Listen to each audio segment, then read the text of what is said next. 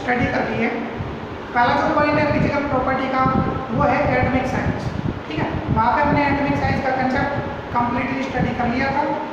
किस टाइप से हम पीरियोडिक टेबल में लेफ्ट टू राइट जाते हैं या टॉप से बॉटम जाते हैं तो किस टाइप से एटॉमिक साइज में चेंजमेंट होगा वो हमने पिछले लेक्चर में स्टडी कर लिया था।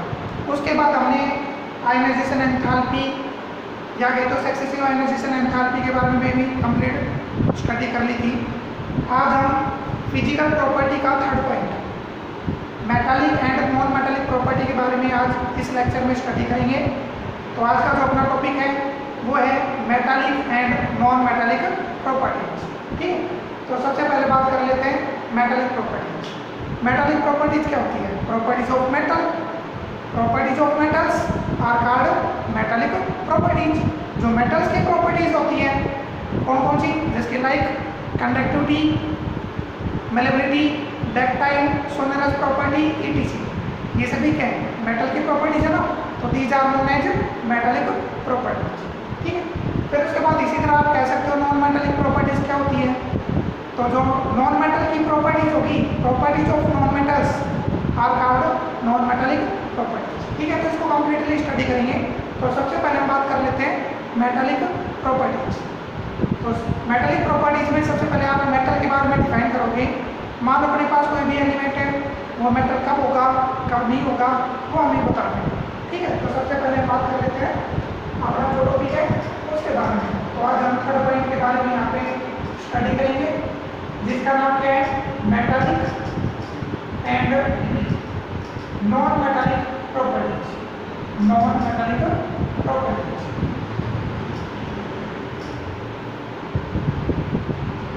ठीक है, तो सबसे पहले मैं लेके आते हैं फर्स्ट पॉइंट यहाँ पे लेके चल रहे हैं मेटालिक प्रॉपर्टीज। मेटालिक प्रॉपर्टीज तो क्या हो गई? Properties of metals are called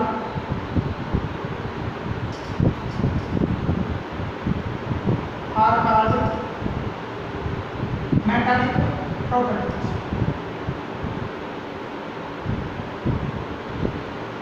ठीक है, for example conductivity, ductile, sonorous property, malleability, ये सभी किस्म आती है मेटालिक प्रॉपर्टीज में इंक्लूड है। ठीक है, कर लोगे लिख लोगे यहाँ पे।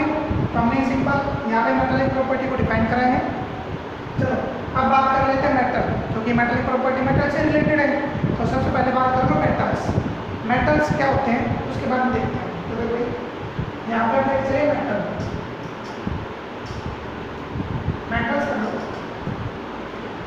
मेटल्स क्या होगा? मान लो अपने पास एक एलिमेंट दे रखे हैं, अगर वो एलिमेंट नंबर ऑफ इलेक्ट्रॉन को लॉस कर दे और लॉस करने के बाद अगर वो कैटायन बनाता है it means it is a metal. Okay, non metal क्या होगा? एक ऐसा एलिमेंट जो नंबर ऑफ इलेक्ट्रॉन को गेन कर ले और गेन करने के बाद वो एनायन फॉर्म करे तो वो क्या कहलाएगा? Non metal. तो फिलहाल बात करें मेटल्स की, तो क्या कहोगे? Those elements which loss number of electrons and form the cations called metals। तो डेफिनेशन यहाँ पे देखो, those elements which loss number of electrons and form the and with देखना शॉर्ट फॉर्म में and form cations called metals। समझा गया? That is, इसको समझ लेते हैं। Let us consider an element M। हमने यहाँ पे एक एलिमेंट M ले लिया, वो मान लो n इलेक्ट्रॉन को लॉस कर रहे हैं। तो लॉस करने के बाद उस एलिमेंट पे n प्लस चार्ज डेवलप हो जाता है, मतलब वो क्या करते हैं? कैटायन फॉर्म करते हैं। तो उस केस में जो M एलिमेंट होगा दिस इज कॉल्ड मेटल। तो चलो हमने ले लिया। लेट अस कंसीडर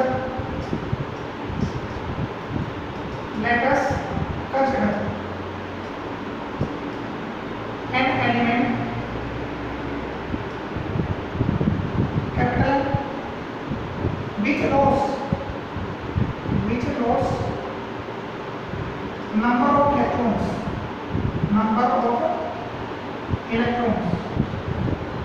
मान लो कितने इलेक्ट्रॉन इसने लॉस कर दिए n and form cations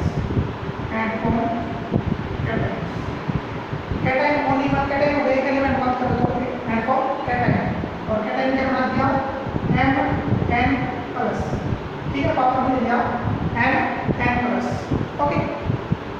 then this metal is known as, then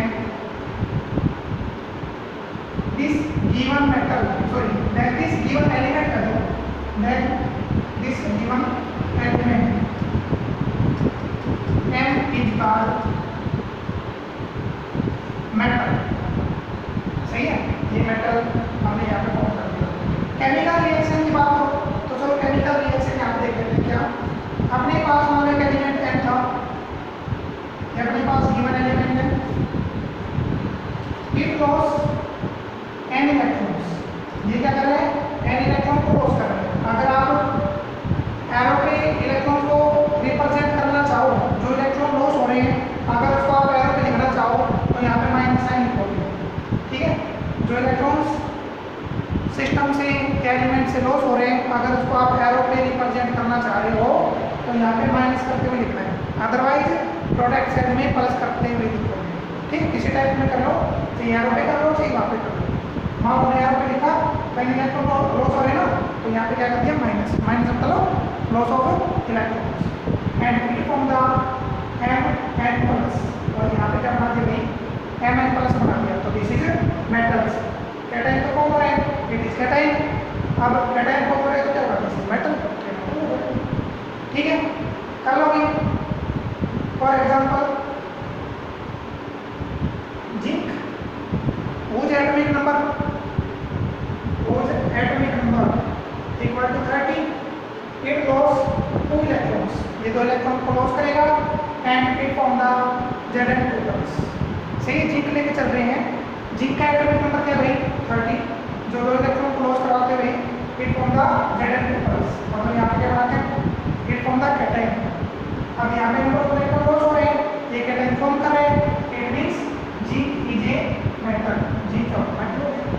करोगे सोडियम की बात कर लो, सोडियम एलिमेंट लेके चल रहे हैं, एटॉमिक नंबर क्या होता है 11 281, इसकी कॉन्फ़िगरेशन होगी, तो सोडियम क्या करेगा एक इलेक्ट्रॉन को यहाँ से लॉस कर देगा। अब यहाँ से इलेक्ट्रॉन लॉस हो रहे हैं तो सोडियम में क्या आएगा एक प्लस चार्ज यहाँ पे डेवलप हो गया। जितने आप इलेक्ट्रॉन लॉस कराओगे उतने ही चार्ज उस स्पीशीज पे आप लगा दोगे, ठीक है।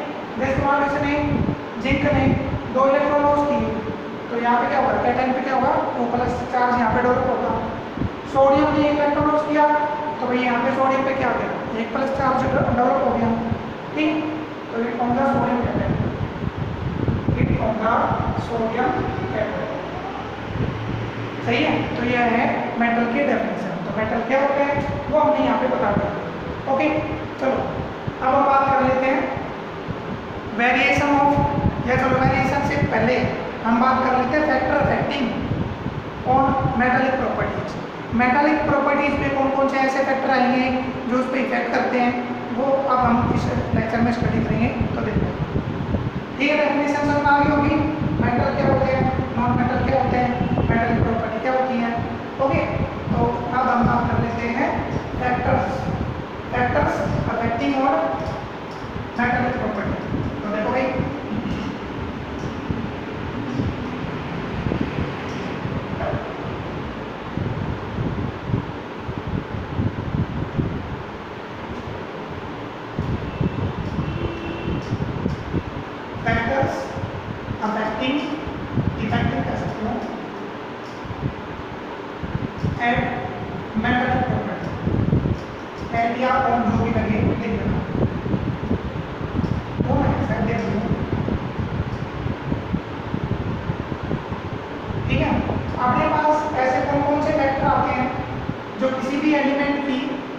मेटालिक प्रॉपर्टी पे इफेक्ट करते हैं। तो देखो अपने पास मेनली 3 फैक्टर यहाँ पे काम करते हैं जो मेटालिक प्रॉपर्टी पे इफेक्ट करेंगे। पहला जो अपना फैक्टर है वो है एटॉमिक साइज, दूसरा ले सकते हो न्यूक्लियर इफेक्ट और तीसरा ले सकते हो आयनाइजेशन एंथैल्पी। ठीक है, atomic size, nuclear effect and ionisation enthalpy. Okay, तो चलो बात कर लेते हैं। पहले लेके चलो क्या न्यूक्लियर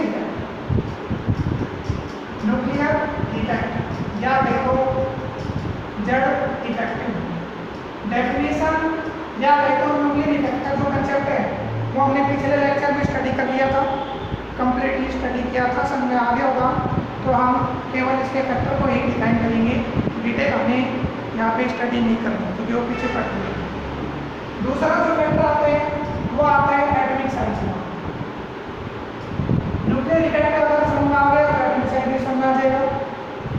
तीसरा जो फैक्टर आता है वो आता है आयनाइजेशन एंथैल्पी।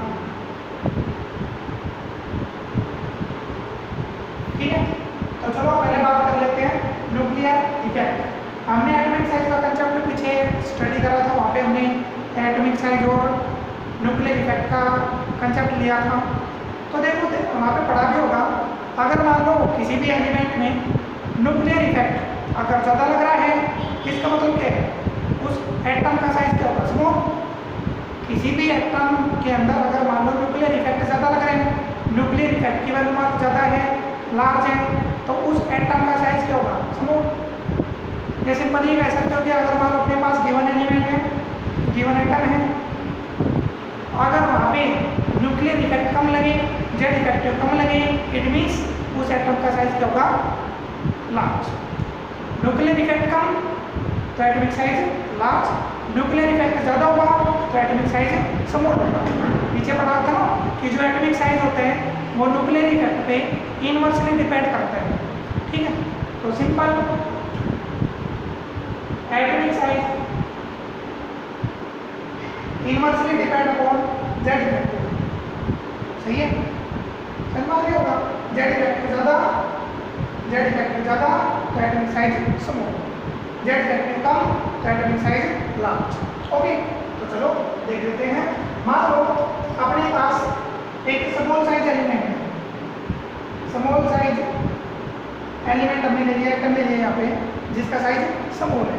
अब स्मॉल साइज का एटम यहाँ पर जेड है, तो इसका मतलब क्या होगा, यहाँ पे जो जेड इफेक्टिव लगेगा वो ज़्यादा क्या होगा, ज़्यादा लगेगा। स्मॉल साइज का एलिमेंट या एटम लेके चल रहे हो तो स्मॉल साइज एटम में जेड इफेक्टिव क्या होते हैं, लार्ज। जेड इफेक्टिव क्या हो गया, लार्ज। इसका मतलब क्या है कि यहाँ पे जितने भी वैलेंस इलेक्ट्रॉन होंगे वो न्यूक्लियस से टाइटली अटैक्ट है। जेड इफेक्टिव ज़्यादा होने का मतलब यही है कि जो नंबर ऑफ वैलेंस इलेक्ट्रॉन है वो न्यूक्लियस से लार्ज अमाउंट में ज़्यादा फोर्स से एक दूसरे से कनेक्ट है। यहाँ पे जो फोर्स ऑफ अट्रैक्शन होगा, force of attraction between nucleus and valence electron will be high. ठीक है, जो वैलेंस इलेक्ट्रॉन होंगे वो न्यूक्लियस से ज़्यादा अमाउंट में टाइटली अटैक्ट होंगे। ठीक है, तो यहाँ पे एटॉमिक साइज स्मॉल लिया, एटॉमिक साइज स्मॉल लिया तो जेड इफेक्टिव ज़्यादा हो गया। अब यहाँ पे न्यूक्लियर इफेक्टिव ज़्यादा लग रहे हैं, इट मीन्स अगर मान लो इस वैलेंस इलेक्ट्रॉन को अगर आप बाहर करना चाह रहे हो इस सेल से, आउटर सेल से, तो क्या आप यहाँ से इजीली इलेक्ट्रॉन को बाहर कर पाओगे।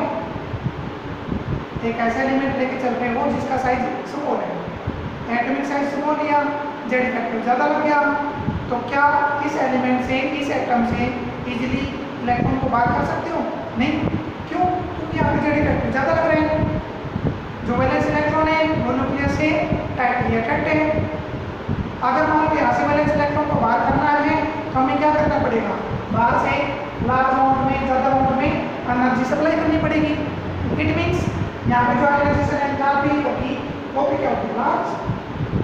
सही है, समझ आ गया। अब ये जो स्मॉल साइज एटम है ये नंबर ऑफ इलेक्ट्रॉन को इजीली लॉस नहीं करवा रहा। यहाँ पे जो इलेक्ट्रॉन लॉस करवाने की जो टेंडेंसी होगी वो बहुत कम होती है। स्मॉल साइज एटम में जो इलेक्ट्रॉन को लॉस करवाने की जो टेंडेंसी होती है, जो कैपेसिटी होती है स्मॉल साइज एटम की, वो कम होती है क्योंकि यहाँ पे आयनाइजेशन एंथैल्पी ज़्यादा है। तो इस वजह से जो मेटालिक प्रॉपर्टी होगी वो क्या होती है, कम। समझ आया? ओके, यहाँ पे जो मेटालिक प्रॉपर्टी है वो कम है। तो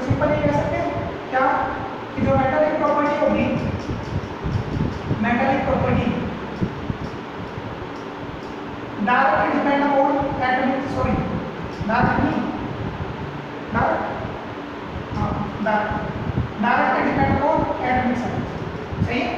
जो मेटालिक प्रॉपर्टी है वो एटॉमिक साइज पे डायरेक्ट डिपेंड करेगा। कैसे? अभी हमने बताया था कि स्मॉल साइज का एक एटम लेके चलो, एक एटम ले लीजिए जिसका साइज स्मॉल है, स्मॉल साइज है तो जेड इफेक्टिव ज़्यादा लगेगा।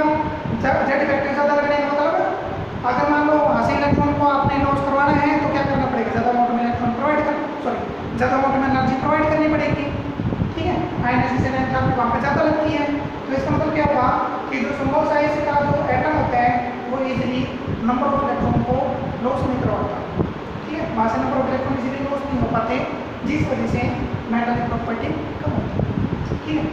अपोजिट लो, एक हमने एक दूसरा एलिमेंट ले लिया, मान लो दूसरा एलिमेंट कौन से? बी। अब ये जो दूसरा एटम है बी, इसका जो साइज है वो मान लो क्या? Large. Atomic size of B element is large. B का जो साइज है वो मान लो बी क्या ले लिया? लार्ज ले लिया, ज़्यादा ले लिया। अब लार्ज साइज का एटम यहाँ पे प्रेजेंट है तो इसका मतलब क्या होगा? यहाँ पे जो जेड इफेक्टिव होगा वो कम लगेगा। अब जेड इफेक्टिव कम होगा, इसका मतलब क्या होगा कि जो वैलेंस इलेक्ट्रॉन है, वो न्यूक्लियस से लूजली अटैक्ट है। समझ में आ गया? एटॉमिक साइज लार्ज है। अब एटॉमिक साइज लार्ज है तो इसका मतलब क्या होगा कि जो जेड इफेक्टिव होगा वो कम लगेगा। जेड इफेक्टिव कम लगने का मतलब जो नंबर ऑफ वैलेंस इलेक्ट्रॉन है वो न्यूक्लियस से लेस फोर्स से कनेक्ट है। वहाँ पे जो फोर्स ऑफ अट्रैक्शन होगी इन दोनों के बीच में वो क्या होगी? कम होगी। अब जेड इफेक्टिव यहाँ पे कम लग रहे हैं तो क्या होगा? अगर मान लो हम थोड़ी बहुत अमाउंट में अगर एनर्जी सप्लाई करें बाहर से तो इजीली इलेक्ट्रॉन वहाँ से बाहर निकल सकते हैं। इसका मतलब क्या हो गया कि जो मेटालिक प्रॉपर्टी होती है लार्ज साइज एलिमेंट के लिए वो ज़्यादा होती है। समझ आ गया? अगर एटॉमिक साइज लार्ज हुआ तो मेटालिक प्रॉपर्टी भी लार्ज होती है। अगर एटॉमिक साइज स्मॉल हुआ तो मेटालिक प्रॉपर्टी भी क्या होगी? स्मॉल। समझ में आ गया होगा? पूरा कंसेप्ट न्यूक्लियर इफेक्ट और आयनाइजेशन एंथैल्पी पे डिपेंड है, ठीक है। एटॉमिक साइज आप स्मॉल लेके चल रहे हो, एटॉमिक साइज हमने लिया स्मॉल, इट मीन्स इसका मतलब क्या है? It means nuclear effect large होगा। न्यूक्लियर इफेक्ट लार्ज है, मतलब जो वैलेंस इलेक्ट्रॉन है वो न्यूक्लियस से टाइटली अटैक्ट है, इजीली तो इलेक्ट्रॉन बाहर निकल नहीं सकते, जिस वजह से हमें क्या करना पड़ेगा? बाहर से लार्ज अमाउंट में एनर्जी प्रोवाइड करनी पड़ती है जिससे कि नंबर ऑफ इलेक्ट्रॉन बाहर निकल जाए। तो क्या होगा? यहाँ पे आयनाइजेशन एंथैल्पी भी ज़्यादा होगी और वहीं जो मेटालिक प्रॉपर्टी है इलेक्ट्रॉन को लॉस करवाने की टेंडेंसी होगी वो क्या होगी? यहाँ पे सही। दूसरा कंसेप्ट ले लो, अगर एटॉमिक साइज लार्ज लेके चल रहे हो, लार्ज साइज का एटम है तो वहाँ पे न्यूक्लियर इफेक्ट क्या होगा? न्यूक्लियर इफेक्ट लेस होगा। अब न्यूक्लियर इफेक्ट लेस है मतलब जो वैलेंस इलेक्ट्रॉन है वो न्यूक्लियर से लेस फोर्स के द्वारा अट्रैक्ट हो रहे हैं, कम फोर्स के द्वारा अट्रैक्ट हो रहे हैं। अगर आप बाहर से एनर्जी सप्लाई करते हो तो इजीली क्या होगा? वहाँ से वैलेंस इलेक्ट्रॉन इजीली बाहर निकल जाएंगे, ठीक है। तो न्यूक्लियर इफेक्ट लेस हो गया, इट मीन्स आयनाइजेशन एंथैल्पी क्या होगी? लेस। अब आयनाइजेशन एंथैल्पी लेस है, इसका मतलब क्या होगा? लार्ज साइज एटम इलेक्ट्रॉन को इजीली लॉस करवा सकता है। तो यहाँ पे मेटालिक प्रॉपर्टी क्या होगी? ज़्यादा। मेटालिक प्रॉपर्टी क्या होगी? लार्ज। ओके, समझ में आ गया? तो ये कंसेप्ट यहाँ पे आता है। तो इस वजह से अगर हम पहले फैक्टर की बात करें, पहला फैक्टर कौन सा है? Atomic size. तो हमने यहाँ पे लिख दिया कि जो मेटालिक प्रॉपर्टी है वो एटॉमिक साइज पे डायरेक्ट डिपेंड करती है। ओके, हम तीनों फैक्टर मिक्स कर लिए। अगर आपको न्यूक्लियर इफेक्ट समझ में आ गया तो एटॉमिक साइज समझ में आ जाएगा, एटॉमिक साइज समझ में आ गया तो आयनाइजेशन एंथैल्पी का कंसेप्ट समझ में आ जाएगा। तो तीनों एक दूसरे से रिलेट करते हैं, ठीक है। तो देखो भाई कैसे क्या होता है।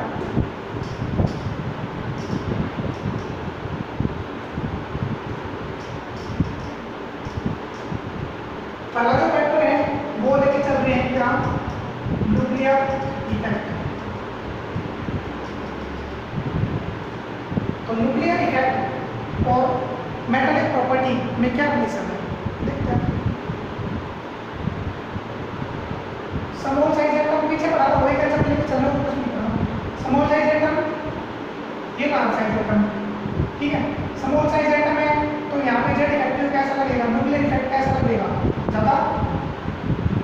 स्मॉल साइज एटम में जो जेड इफेक्टिव लगता है, न्यूक्लियर इफेक्ट लगता है, वो ज़्यादा लगता है। अब यहाँ पे ज़्यादा फोर्स ऑफ अट्रैक्शन अप्लाई हो रही है न्यूक्लियस और इलेक्ट्रॉन के बीच में, तो आयनाइजेशन एंथैल्पी क्या होगी, हाई, ठीक है, हाई होगी। अब यहाँ से क्या इलेक्ट्रॉन की जगह बात कर सकते हो, नहीं कर सकते हो, तो इसका मतलब क्या हो गया, न्यूक्लियर इफेक्ट ज़्यादा तो मेटालिक प्रॉपर्टी, ठीक है। इसका मतलब ये है और स्मॉल साइज एटम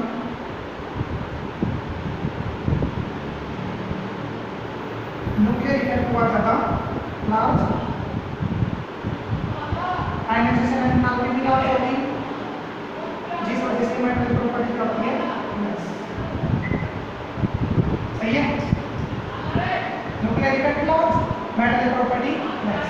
यहाँ पे ध्यान दो, ये अपना लार्ज साइज है एटम है, लार्ज साइज का एटम है।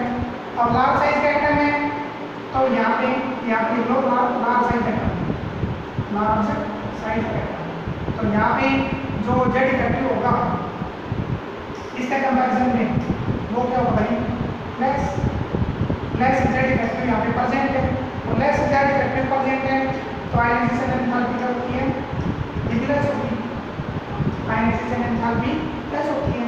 अब आयनाइजेशन एंथैल्पी लेस है तो यहाँ से लार्ज साइज एटम से हम नंबर ऑफ इलेक्ट्रॉन को इजीली क्लोज करवा सकते हैं। मतलब जो मेटालिक प्रॉपर्टी होगी, मेटालिक प्रॉपर्टी वो क्या होती है, लार्ज, समझ आ गया, large size atom, metallic property large, less Z effective, metallic property large. तो फिलहाल तो बात कर रहे हैं न्यूक्लियर इफेक्ट की, तो देख भाई न्यूक्लियर इफेक्ट लेस था, तो मेटालिक प्रॉपर्टी लार्ज थी। न्यूक्लियर इफेक्ट ज़्यादा था तो मेटालिक प्रॉपर्टी भाई कम थी। ये तो है, न्यूक्लियर इफेक्ट ज़्यादा है तो मेटालिक प्रॉपर्टी लेस है, न्यूक्लियर इफेक्ट कम है तो मेटालिक प्रॉपर्टी ज़्यादा है। It means metallic property inversely depend upon Z effective, समझा। जो मेटालिक प्रॉपर्टी है वो जेड इफेक्टिव पे इनवर्सली डिपेंड करती है, आपके सामने तो है, यही कंसेप्ट हमने यहाँ से लिया है। जेड इफेक्टिव ज़्यादा होगा तो भाई मेटालिक प्रॉपर्टी कम होगी, जेड इफेक्टिव कम है तो मेटालिक प्रॉपर्टी ज़्यादा है। तो इसका मतलब क्या हो गया, metallic property inversely depend upon nuclear effect कम हुआ तो ये ज़्यादा होगा, अगर ये ज़्यादा हुआ तो कम हुआ, ठीक है, कर लोगे। तो ये हमने न्यूक्लियर इफेक्ट का कंसेप्ट यहाँ पे लेके चले। चलो अब बात कर लेते हैं एटॉमिक साइज का। एटॉमिक साइज का कंसेप्ट देखना, पहला जो एटम लेके चले थे वो स्मॉल साइज का एटम था ना, स्मॉल साइज का एटम था तो भाई मेटालिक प्रॉपर्टी क्या थी, स्मॉल साइज का एटम है तो मेटालिक प्रॉपर्टी क्या है, लेस। लार्ज साइज का एटम है तो मेटालिक प्रॉपर्टी क्या है, लार्ज। समझ में आ रहा है, स्मॉल साइज का एटम है तो मेटालिक प्रॉपर्टी लेस है, लार्ज साइज का एटम है तो भाई मेटालिक प्रॉपर्टी लार्ज है। इट मीन्स इसका मतलब क्या है कि जो मेटालिक प्रॉपर्टी है, वो डायरेक्ट एटॉमिक साइज पे डिपेंड करेगा।